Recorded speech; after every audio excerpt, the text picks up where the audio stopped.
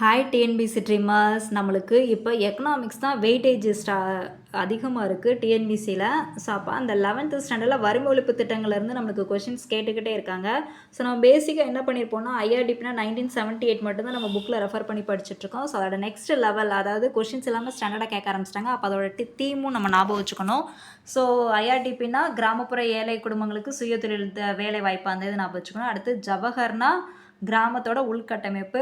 அடுத்து இந்த ரோஜ்கார்னா இளைஞர்களுக்கான வேலைவாய்ப்பு. அடுத்து எஸ்ஹெச்னா சுய உதவிக்குழு.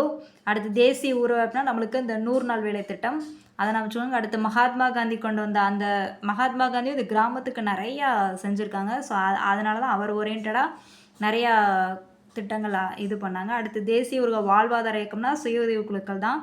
அடுத்து பிரதம மந்திரி ஜன்தன் யோஜனானா வங்கி கணக்கு. ஜன்தன்னாலே நம்மளுக்கு வங்கி கணக்குன்னு ஞாபகம் வச்சுக்கணும். ஸோ அதோட இயரும் நம்ம ஞாபகம் வச்சுக்கணும், தீமும் ஞாபகம் வச்சிங்கன்னா கொஞ்சம் யூஸ் ஆகும். இந்த ஆவாஸ் யோஜனா கேட்க வாய்ப்பு இருக்குது. ஏன்னா இப்போ ரீசெண்டாக அந்த வீடு கட்டுறதை பற்றி, அதுக்கடுத்து முத்ரானா சிறுதொழில்.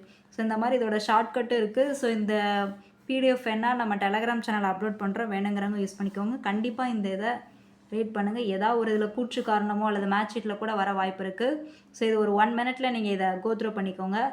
இதே மாதிரி யூஸ்ஃபுல்லான இன்ஃபர்மேஷன் வேணால் நம்ம சேனலை சப்ஸ்கிரைப் பண்ணி வச்சுக்கோங்க. தேங்க்ஸ் ஃபார் வாட்சிங். Kindly subscribe.